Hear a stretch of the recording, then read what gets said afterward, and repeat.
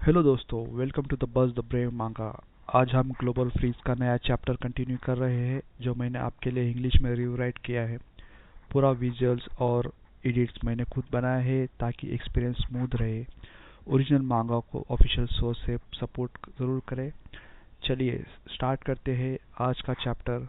Chapter 2671 a makeshift troop 1। Super power index में सुधार सीमित है।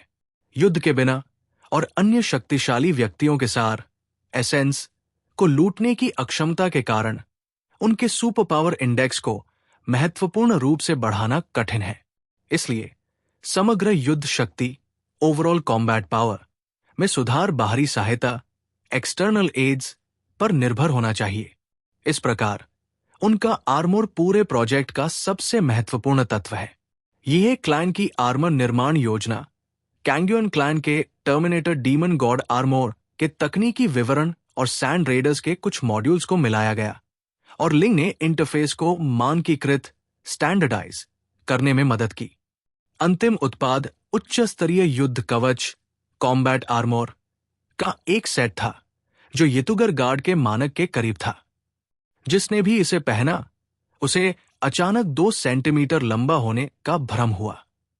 ताकत, गति, रक्षा और ऊर्जा उत्पादन एनर्जी आउटपुट सभी में सुधार हुआ और अल्पकालिक बर्स्ट युद्ध शक्ति को बिशप स्तर पर 30,000 से 40,000 अंकों के बीच बनाए रखा जा सकता था। अत्यधिक ऊर्जा खपत एनर्जी कंजम्पशन के अलावा इसकी कोई कमी नहीं थी। लू केरन की रिपोर्ट के अनुसार एक नए डीमन गॉड आर्मोर को 1 मिनट तक पूरी शक्ति से चलाने के लिए आवश्यक ऊर्जा पूरे देश की बिजली आपूर्ति को 1 दिन तक बनाए रखने के लिए पर्याप्त थी। यदि झंग ये मंगल से वापस नहीं लौटे होते और धनी एवं शक्तिशाली नहीं बने होते तो उन्होंने कभी भी इस तरह के अपग्रेड को अंजाम देने का साहस नहीं किया होता। अन्यथा वे उस अजीब स्थिति में होते जहां वे इसे बनाने का खर्च तो उठा सकते थे लेकिन इसे इस्तेमाल करने का खर्च नहीं। सौभाग्य से झंगी की टीम के मजबूत होने के साथ वे भविष्य में बहुत अधिक युद्धों का अनुभव नहीं करेंगे और एक बार युद्ध छिड़ जाने पर यह अनिवार्य रूप से जीवन मरण का संघर्ष होगा जिस बिंदु पर संसाधनों को बर्बाद करने की कोई गुंजाइश नहीं होगी। डेंग शेंटोंग का आर्मर सफेद है। ये एक अनुरोध था जो उन्होंने विशेष रूप से लू केरन से किया था। एक प्रकाश गुण लाइट एट्रीब्यूट क्षमता वाले उपयोगकर्ता के रूप में अपनी क्षमता जारी करते समय वो जो प्रकाश विकिरण रेडिएशन उत्सर्जित करते हैं वो सफेद होता है जो सफेद आर्मर के साथ बेहतर मेल खाता है। आर्मर प्राप्त करने के बाद उन्होंने लंबे समय तक दर्पण में खुद को देखा और आप भरे बिना नहीं रह सके। अगर मेरे पास 8 साल पहले ये सेट होता तो मैं अकेले ही पूरी दुनिया को जीत सकता था। फैटिक शू ने उदासीनता से उनकी ओर देखा और हंसते हुए कहा, 10 साल पहले तुम इस आर्मर को पहनने के योग्य भी नहीं होते। हालांकि उन्होंने नया आर्मर प्राप्त कर लिया था लेकिन झंगी के आदेशों के तहत उन्होंने इसे बहुत गुप्त लो प्रोफाइल रखा। उन्होंने अभी भी सामान्य युद्ध वर्दी कॉम्बैट यूनिफॉर्म्स के साथ अपनी असली ताकत छिपाई। अपनी ताकत को छिपाना अभी भी झंग यी की सामान्य रणनीति थी। कभी भी किसी को अपनी असली ताकत न जानने दे ताकि सबसे बड़ा निवारक प्रभाव डिटरेंट इफेक्ट बना रहे। केवल कभी कभार ही अपने पंजे दिखाएं। 6 प्रमुख क्षेत्रों की सीमाओं के साथ पिछले 6 महीनों में राक्षसी टावरों की कतारें खड़ी हो गई है। प्रत्येक ऊर्जा टावर एनर्जी टावर सैकड़ों मीटर ऊंचा है। इसका शरीर रिंग के आकार के ऊर्जा छल्लों और एंटीना सरणियों एंटेना अरेज से ढका हुआ है जो पृथ्वी में गड़े विशाल ट्यूनिंग फोक्स के समान दिखते हैं। वे तियनहाई सिटी के केंद्र में मुख्य ऊर्जा टावर से जुड़े हुए हैं। सैंडस्टॉकर सभ्यता की वायरलेस ऊर्जा संचरण तकनीक वायरलेस एनर्जी ट्रांसमिशन टेक्नोलॉजी के माध्यम से जिसे कैंगुयन क्लाइन के फील्ड स्टेबलाइजेशन रिंग द्वारा पूरक किया गया है। तियनहाई मुख्य टावर हजारों किलोमीटर दूर इन सीमावर्ती ऊर्जा टावरों तक स्थिर ऊर्जा संचारित कर सकता है। एक बार युद्ध शुरू होने के बाद 6 प्रमुख क्षेत्रों की सीमाओं के साथ लगे ऊर्जा टावर एक रक्षात्मक बल क्षेत्र, डिफेंसिव फोर्स फील्ड, तैनात करने के लिए मिलकर काम करेंगे। ये पूरी सीमा को कवर करने वाली एक वास्तविक ढाल है। हवा में एक पारदर्शी प्रकाश का पर्दा, लाइट कर्टेन, जल उठेगा और जमीन पर एक मोटी ऊर्जा बाधा, एनर्जी बैरियर बन जाएगी। इसकी तीव्रता अधिकांश जानवरों के झुंड, बीस्टाइड्स को रोकने, ऊर्जा तोपों की बमबारी का सामना करने और यहां तक कि थोड़े समय के लिए प्राचीन सभ्यता के शक्तिशाली योद्धाओं के आक्रमण को झेलने के लिए पर्याप्त है। बेशक पूरे हुएक्सू किंगडम का ऊर्जा कोर तियानहाई सिटी में है। आज भी झंग यी ने सत्ता नहीं छोड़ी है। वे 6 प्रमुख क्षेत्रों के कर्मियों और प्रशासन में हस्तक्षेप नहीं कर सकते हैं, लेकिन इसका मतलब ये नहीं है कि वे 6 प्रमुख क्षेत्रों के उच्च अधिकारियों पर पूरी तरह भरोसा करते हैं। केवल बंदूक शक्ति को मजबूती से पकड़कर ही कोई पूर्ण शक्ति प्राप्त कर सकता है। एक नई महान दीवार, ग्रेट वॉल, बन गई है। किन शी हुआंग ने शायद कभी कल्पना नहीं की होगी कि 2000 से अधिक वर्षों के बाद भी हुएक्सू किंगडम विदेशी आक्रमणों से बचाव के लिए अभी भी ग्रेट वॉल का उपयोग करेगा। एक नवनिर्मित ऊर्जा टावर के तल पर खड़े होकर ली चंगोंग ने इसकी ऊंची संरचना की ओर देखा और आ भरे बिना नहीं रह सके। हुएक्सू किंगडम की राष्ट्रव्यापी सशस्त्र सेना पिछले 6 महीनों में एक नए स्तर पर पहुंच गई है। साधारण राइफलों और हाथापाई के हथियारों, मेली वेपन्स को चरणबद्ध तरीके से हटा दिया गया है। उनकी जगह ऊर्जा हथियारों, रेलगनों, रेलगन्स और लघु फ्लोटिंग तोपों, मिनिएचर फ्लोटिंग कैनन्स की पीढ़ी दर पीढ़ी ने ले ली है।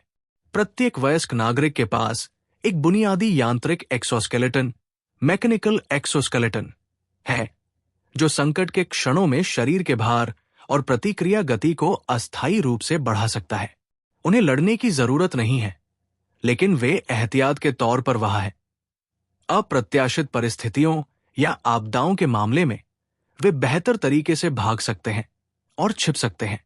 इस पृष्ठभूमि के खिलाफ यांत्रिक जीवन रूप योद्धाओं, मैकेनिकल लाइफ फॉर्म वॉरियर्स को बड़े पैमाने पर तैनात करना शुरू कर दिया गया है। विभिन्न सेनाओं, शहर की रक्षा पंक्तियों और किलों में साफ सुथरी यांत्रिक संरचनाएं दिखाई दी है। उन्हें खाने की जरूरत नहीं है, उन्हें सोने की जरूरत नहीं है। वे शिकायत नहीं करते हैं और वे भागते नहीं हैं। जब तक ऊर्जा की आपूर्ति निरंतर है, वे युद्ध के मैदान में दर्जनों घंटों तक लगातार लड़ सकते हैं। पिछले 6 महीनों में हुएक्सू किंगडम की समग्र राष्ट्रीय शक्ति एक अभूतपूर्व स्तर तक फैल गई है। उच्च स्तरीय बैठकों में सांख्यिकी विभाग, स्टैटिस्टिक्स डिपार्टमेंट एक के बाद एक रिपोर्ट प्रस्तुत करता है, जिसमें सभी वक्र, कर्व्स एक अतिरंजित ऊपर की ओर रुझान दिखाते हैं। यांत्रिक जीवन रूप वास्तव में अद्भुत है। कुछ लोग मजाक करने से नहीं रोक सके। एक बार जब आपको उनकी आदत हो जाती है, तो मांसौरक्त वाले सैनिक भी थोड़े कम टिकाऊ लगते हैं। इसके फायदे सभी को स्पष्ट थे, लेकिन संदेह भी चुपचाप उभर रहे थे। इस दिन तियानहाई फोर्ट्रेस के युद्ध खुफिया केंद्र में एक नियमित बैठक अभी समाप्त हुई थी। 6 जिलों के अधिकांश लोग पहले ही जा चुके थे। सम्मेलन कक्ष में केवल तियानहाई सिटी की कुछ प्रमुख हस्तियों के प्रोजेक्शन ही बचे थे। ली चंगोंग एक पल के लिए हिचकिचाए, लेकिन फिर भी तुरंत 3D प्रोजेक्शन बंद नहीं किया। झंग यी मेज पर ऊर्जा टावर रखरखाव, मेंटेनेंस की रिपोर्ट की समीक्षा कर रहे थे। उनकी नजर महसूस करते हुए उन्होंने ऊपर देखा और मुस्कुराए। क्या मुझसे अकेले बात करना चाहते हो? वास्तव में एक समस्या है। ली चंगोंग मेज पर बैठे, उनकी पीठ बिल्कुल सीधी थी, लेकिन असामान्य रूप से उनके चेहरे पर अनिश्चितता की झलक थी। यांत्रिक जीवन रूपों की संख्या और अधिकार बढ़ रहे हैं। उनके पास लगभग शाश्वत जीवन काल है। उन्हें सामग्रियों से मरम्मत की जा सकती है और एक सेंट्रल प्रोसेसिंग यूनिट CPU के साथ जगाया जा सकता है। स्वप्रतिकृति, सेल्फ रेप्लिकेशन भी उनके लिए अविश्वसनीय रूप से आसान है। भले ही वर्तमान में नियंत्रण हमारे हाथ में है, कौन गारंटी दे सकता है कि एक दिन वे हमारे नियंत्रण से बाहर नहीं निकल जाएंगे? उस बिंदु पर क्या हम अनिवार्य रूप से एक ऐसे दुश्मन को नहीं पाल रहे होंगे जिसे हम खुद भी नहीं हरा सकते? ये एक ऐसा सवाल है जिसे बहुत से लोग उठाने की हिम्मत नहीं करते, फिर भी ये उनके दिमाग में बना रहता है। आत्म विनाशकारी कैंग्योन क्लैन सुपर इंटेलिजेंट संस्थाओं द्वारा गुलाम बनाई गई सैंड रेडर सभ्यता, ये चित्र झंगी और अन्य लोगों के दिमाग में कौंध गए। झंगी ने अपनी कनपटी रगड़ी और रिपोर्ट को जोर से बंद कर दिया। तुम मुझसे पूछ रहे हो? उन्होंने ली चंगोंग की ओर देखा। मैं किससे पूछूं? ली चंगोंग हतप्रभ रह गए। उन्हें ऐसे उत्तर की उम्मीद नहीं थी। मुझ पर मत घूरो, मैं गंभीर हूं।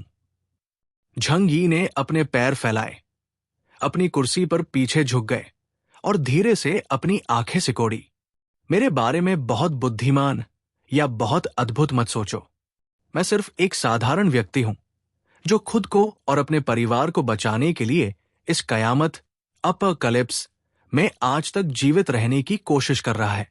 चैप्टर 2672 अ मेकशिफ्ट ट्रूप 2। ये दुनिया बस एक विशाल मेकशिफ्ट टीम, काम चलाऊ टीम है। हर कोई बस जैसे तैसे गुजारा कर रहा है। किसी के बारे में बहुत ऊंचा मत सोचो। मैं इस टूटी हुई दुनिया में हुएक्सू किंगडम के लिए बस पैच लगा रहा हूं, पैचिंग थिंग्स अप, अपना सर्वश्रेष्ठ प्रयास कर रहा हूं। आपको क्या लगता है कि मैं कितनी दूर तक की सोच सकता हूं? झंगी ने मेज पर रखे एक पेन को उठाया, कागज पर लापरवाही से एक छोटी आकृति बनाई और फिर एक रक्त आधान, ब्लड ट्रांसफ्यूजन की बोतल।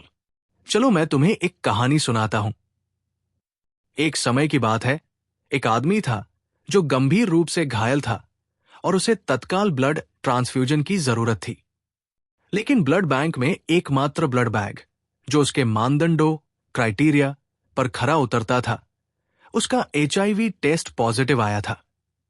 उन्होंने वायरस को दर्शाने के लिए एक छोटी खोपड़ी बनाई। इस मोड़ पर आपको क्या लगता है कि उसे हार माननी चाहिए या नहीं? ली चंगोंग ने भौहें सिकोड़ी और तपाक से कहा, बेशक उसे मना कर देना चाहिए। उसे जोखिम नहीं लेना चाहिए। अपनी जान कौन दांव पर लगाएगा? लेकिन झंगी ने फिर कागज पर एक इलेक्ट्रोकार्डियोग्राम ECG बनाया जो टूटने वाला था। अगर डॉक्टर कहे कि वो मौत की कगार पर है, बिना ब्लड ट्रांसफ्यूजन के वो 10 मिनट के भीतर मर जाएगा। ब्लड ट्रांसफ्यूजन उसे बचा सकता है, लेकिन वो वायरस के साथ जिएगा। उन्होंने अपना पेन नीचे रखा और ली चंगोंग की ओर देखा। ऐसी स्थिति में यदि आप वो घायल व्यक्ति होते तो आप क्या चुनते? कॉन्फ्रेंस रूम की लाइटें स्थिर थी। एयर वेंट थोड़े शोर कर रहे थे। फिर भी कमरा इतना शांत था कि कागज के सरसराने की आवाज भी सुनाई दे रही थी। ली चंगोंग काफी देर तक चुप रहे। फिर, हमारे पास उसे ब्लड ट्रांसफ्यूजन देने के अलावा कोई विकल्प नहीं है। उन्होंने अपने दांत भींचे और अपना उत्तर दिया, पहले अपनी जान बचाओ, फिर भविष्य की बात करेंगे। मैं भी यही चुनता। झंगी मुस्कुराए, कागज को मरोड़कर एक गेंद बनाई और लापरवाही से उसे कचरे के डिब्बे में फेंक दिया। हुएक्सू किंगडम उस व्यक्ति की तरह है जो गंभीर रूप से घायल है। अंधेरा हो रहा है और आगे का रास्ता अभी भी अविश्वसनीय रूप से लंबा है। हमें आगे बढ़ने के लिए कुछ कम परफेक्ट, यहां तक कि जोखिम भरे रास्ते चुनने होंगे। यांत्रिक जीवन रूपों, मैकेनिकल लाइफ फॉर्म्स का उपयोग करना पसंद का मामला नहीं है। ये जीवित रहने, सर्वाइवल का मामला है। उन्होंने कंधे उचकाए, अपनी कुर्सी पर पीछे झुक गए और उनका लहजा अधिक रिलैक्स हो गया। मैं नहीं जानता कि भविष्य में क्या होगा। मुझे भरोसा नहीं है कि मैं सब कुछ नियंत्रित कर सकता हूं। ये दुनिया अपने आप में एक विशाल कामचलाऊ ऑपरेशन, मेकशिफ्ट ऑपरेशन है। ये पैच और अस्थायी मचानों, टेम्पररी स्कैफोल्डिंग से भरी है। ये पहले से ही काफी कठिन है कि हर कोई बस मरम्मत कर रहा है और इसे जैसे तैसे बचाए रखने की कोशिश कर रहा है। मैं बस इतना ही कर सकता हूं कि इसे बहुत तेजी से ढहने से रोकने की पूरी कोशिश करूं। मुख्य बात यह है कि हमारा विवेक साफ, क्लियर कॉन्शियंस रहे। ली चंगोंग ने उनकी ओर देखा और अचानक महसूस किया कि ये व्यक्ति, जिसे हमेशा आगे धकेला जाता था, किसी से भी बेहतर जानता था कि वे जिस रास्ते पर है वो कितना अनिश्चित, प्रिकेरियस है। क्या होगा अगर एक दिन वे सच में नियंत्रण खो दें? उन्होंने अभी भी एक आखिरी सवाल पूछा, तो हम एक और लड़ाई लड़ेंगे? झंग यी ने कंधे उचकाए, गंभीरता से मुस्कुराते हुए। वैसे भी हमने पहले ही सभी आवश्यक तैयारियां कर ली है। अगर हम जीत सकते हैं तो हम चलते रहेंगे। अगर हम हार गए। वो रुके। उनकी नजर खिड़की के बाहर निर्माणाधीन ऊर्जा टावर पर पड़ी। अगर हम हार गए तो हम बस यही कहेंगे कि हमारी पीढ़ी इस कामचलाऊ टीम को बचाए रखने में विफल रही। यही नियति, फेट है।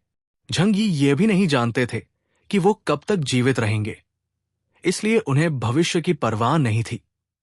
इतना कहने के बाद ली चंगोंग ने सवाल पूछना बंद कर दिया, क्योंकि वह जानते थे कि सबसे आगे खड़े व्यक्ति ने पहले ही पर्याप्त ईमानदारी से उत्तर दे दिया था। 6 महीने शांति से बीत गए। इन प्रतीत होने वाले शांतिपूर्ण 6 महीनों में हुएक्सू किंगडम की समग्र शक्ति ने अपने कोर से लेकर सतह तक एक व्यापक अपग्रेड, कॉम्प्रहेंसिव अपग्रेड का अनुभव किया। लेकिन झंग यी के निर्देशों के तहत पूरे हुएक्सू किंगडम ने असामान्य रूप से लो प्रोफाइल बनाए रखा।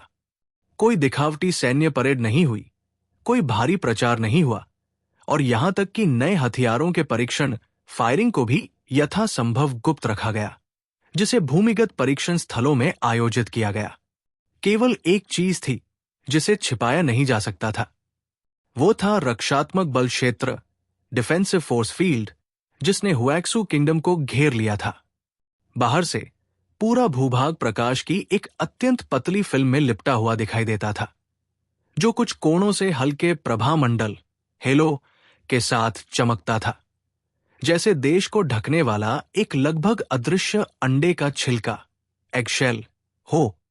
यह रक्षात्मक बल क्षेत्र 24/7 बना रहता था, लेकिन लगातार भारी मात्रा में ऊर्जा की खपत नहीं करता था। ये इहेन जाति की तकनीक का एक बुनियादी संस्करण था। हालांकि ऊर्जा की खपत पर नियंत्रण अत्यंत सूक्ष्म था, जो एक ट्रिगर आधारित प्रतिक्रिया थी।